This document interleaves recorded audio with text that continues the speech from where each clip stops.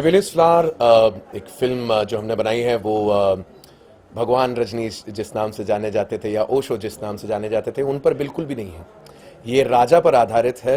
एक उस बालक की कहानी है जो आगे चलकर ओशो रजनीश के नाम से जाने गए और किस तरीके से एक परिवर्तन उस बच्चे की ज़िंदगी में हुआ और किस प्रकार वो आगे चल के ओशो रजनीश के नाम से जाने गए। इस पर पूरी फिल्म आधारित है। ओशो रजनीश अपने वक्त के या अपने ज़माने के स्पिरिचुअल गुरुज में से एक नहीं थे। मैं कहता हूँ वो अपने वक्त से बहुत आगे के लीडर या एक स्पिरिचुअल गुरु के तौर पे जाने जाते थे। अपने वक्त पे जो कुछ उस दौरान जो कुछ हुआ या जितने भी उनको लेकर कंट्रोवर्सीज जुड़ी रहीं उन चीज़ों को हमने ज़्यादा छेड़ने की कोशिश नहीं की है, लेकिन पहली इकलौती फिल्म है जो ओशो रजनीश की ज़िंदगी पर आधारित रही है। ये इस फिल्म की खास बात है। अखबार में खबरें थी कि आप तीन तीन अवतारों में इसमें नजर आने वाले हैं, तो वो एग्जैक्टली क्या है हमारे?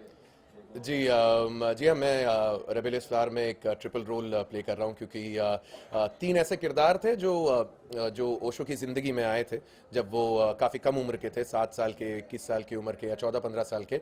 तो मैं चूंकि हमारे प्रोड्यूसर और जो इस फिल्म के कहानीकार भी हैं स्वामी जगदीश भारती, उनसे हमने इस बारे में चर्चा की कि मैंने बोला एज एन एक्टर मेरी इच्छा है कि मैं कुछ अलग करूं तो मुझे तीनों किरदार निभाने का मौका मिले और स्वामी जगदीश भारती का अप्रूवल मिला और मुझे खुशी हुई कि मैं ये काम कर पाया। कुछ रिसर्च वगैरह अपने रोल के लिए आपने? रिसर्च तो क्या, मैं तो मेरे कण कण के अंदर ओशो की हर बात बसी पड़ी। मुझे 20 साल हो गए हैं ओशो रजनीश की बातों को सुनते हुए, उनको समझते हुए। सो मेरे लिए रिसर्च बिल्कुल भी ज़रूरी नहीं था क्योंकि मेरे अंदर ऑलरेडी वो सारी बातें पहले से जुड़ी थी। लेकिन स्वामी जगदीश भारती के कारण मुझे और नई सारी चीज़ें बातें मालूम पड़ी जो कि शायद मैं खुद नहीं जानता था। और उन जगहों पर जाके शूट करना जहाँ पर ओशो खुद जिन्होंने अपने जिनकी शुरुआत हुई थी जबलपुर में, वो हमारी खास बात थी। हमने रियल लोकेशंस पे शूट की है। हम जबलपुर के आश्रम में गए हैं जहाँ पर ओशो खुद रहा करते थे। सो रियल लोकेशंस इसकी यूएसपी रही है। टाइटल काफी अनोखा है, तो ये टाइटल के बारे में टाइटल स्वामी जगदीश भारती का, स्वामी जी अगर आप आ सकें तो प्लीज़। रेबेलियस रेबेलियस फ्लावर, ये मेरे ख्याल से स्वामी जी वहीं से शुरू हुई थी बात, ओशो से ही। ओशो ने एक बार एक ड्राइंग करके दिखाया था जब उनसे कहा गया कि हमारी किताबों में लोगो क्या होगा, तो उन्होंने एक फ्लावर बनाया। वो एक नज़र में देखो तो फ्लावर लगता, दूसरी नज़र में देखो तो फ्लेम लगता। तो उन्होंने कहा दोनों रूप है, एक फ्लावर भी है, एक एक्सट्रीम पे दूसरे एक्सट्रीम पे वो फ्लेम है। तो उसी से प्रेरित है, नाम है रेबेलियस फ्लावर। आपको लगता नहीं कि ये फिल्म काफी पहले बन जानी चाहिए थी, इसमें काफी देर बाद इसका? शायद ओशो को समझने में हमें इतने 25 साल लग गए, हम फिल्म बनाने की हिम्मत कर पाए, यही कारण हो सकता है, हमारी कमजोरी रही होगी। मैं आपको हमारे सबसे यंगेस्ट कास्ट मेंबर से मिलवाना चाहूँगा। ओशो का किरदार निभा रहे हैं प्रिंस, जो कि बेहतरीन कलाकार हैं। इन्होंने पहले भी काफ़ी कुछ काम कर रखा है। इनफैक्ट काफ़ी कम उम्र में ऑलरेडी काफ़ी एक्सपीरियंस्ड हो गए हैं, वेटरन कहते हैं। कैसा रहा आपका एक्सपीरियंस? मुझे बहुत मज़ा आया, बड़ा मज़ा आया फिल्म करके। तो ये जो किरदार आपको दिया गया था इसके बारे में कुछ बताया अ, गया था? आप जानते हो ओशो कौन है? या मैं जानता हूँ ओशो कौन है। मुझे बड़ा मज़ा आया क्योंकि हमने रियल लोकेशंस पे भी शूट किया था। जैसे स्कूल में जहाँ पे वो बैठते थे वहीं पे मुझे बैठाया गया। मुझे बहुत मज़ा आया था। बहुत खूब। एंड प्रिंस के अलावा शशांक, जो कि अनफॉर्चुनेटली इस वक्त यहाँ पर नहीं है, वह लखनऊ के रहने वाले हैं। उन्होंने भी इस फिल्म में ओल्डर ओशो का किरदार निभाया है। He is done a fantastic job. I think casting के बतौर इनसे बेहतर कास्टिंग हो नहीं सकती थी।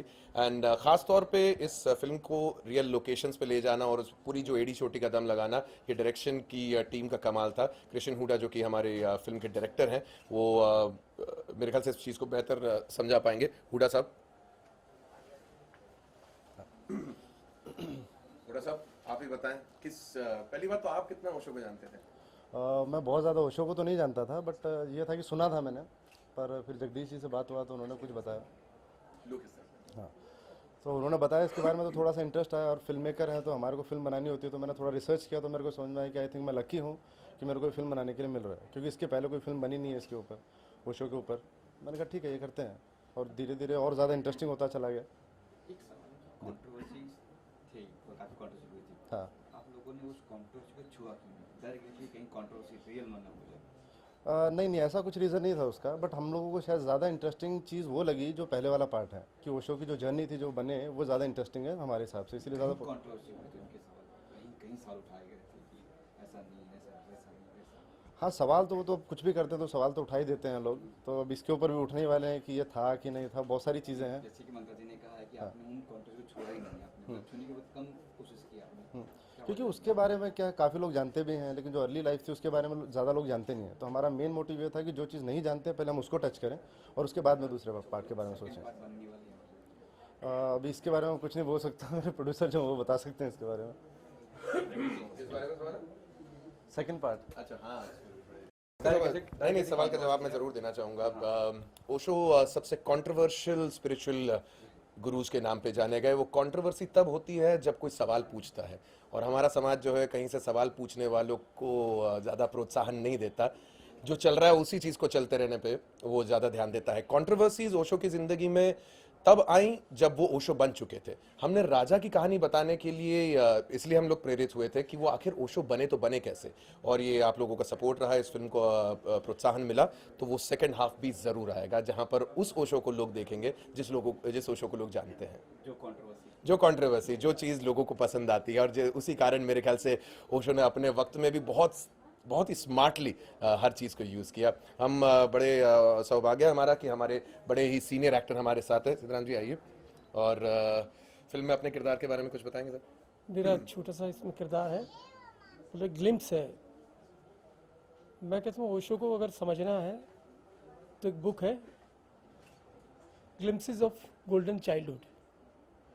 ओशो को हम गलत तरीके से पकड़ते आए हैं आज तक। उनको पकड़ा हमने संभोग से समाधि की ओर, वहाँ ना पकड़ो, आप उसके बचपन से पकड़ो ओशो को, ओशो ऐसा क्यों बना। तो बुक बहुत ही कमाल की हिलेरियस बुक है कि इतना ख़तरनाक बच्चा जो है ऐसे ऐसे कारनामे कर रहा है कि वो जो एक आम बच्चे की तरह नहीं है, उससे कुछ विचित्र है, विलक्षण है, बहुत ही ऊपर की चीज़ है। और ओशो कोई तांत्रिक नहीं थे, कोई मैजिशियन नहीं थे, कोई चमत्कार नहीं करते थे। वो बहुत लॉजिकल बात करते थे। किसी धर्म पे, किसी विषय पे उनसे बात करवाइए आप, वो बोलते थे। वो कोई आपको एक सॉल्यूशन नहीं देते थे कि भैया मैंने ये कह दिया तो इसे मानो, आपका जो दिल में आए करो। बट जो इंटरप्रिटेशन है वो कई उनकी बुक्स की, और जो लिखा गया, उन्होंने कहा भगवान रजनीश। अब उसका सही अर्थ ये है कि अहम ब्रह्म अस्मि, मैं, हर कोई भगवान है, आप भगवान है, मैं भगवान हूँ, और समग्र प्रकृति का नाम भगवान है। तो ओशो की ये फिलॉसफी रही है जो शायद बहुत ही कम लोग समझ पाते हैं। उनके उसी को पकड़ते हैं कि मज़ा आता है यार, उनके यहाँ तो कुछ भी करो, कुछ भी नाचो गाओ, बड़ा मज़ा आता है, बड़े खुले हैं। सेलिब्रेशन साहब, celebration is the name of. और जैसे वो मूर्ति के बारे में बोलते हैं, मूर्ति एक साधना का प्रतीक है, उससे परे जाना है आपको, उन चीज़ों से परे निकलना है। ये ओशो का थॉट है, उनकी फिलॉसफी है। Thank you.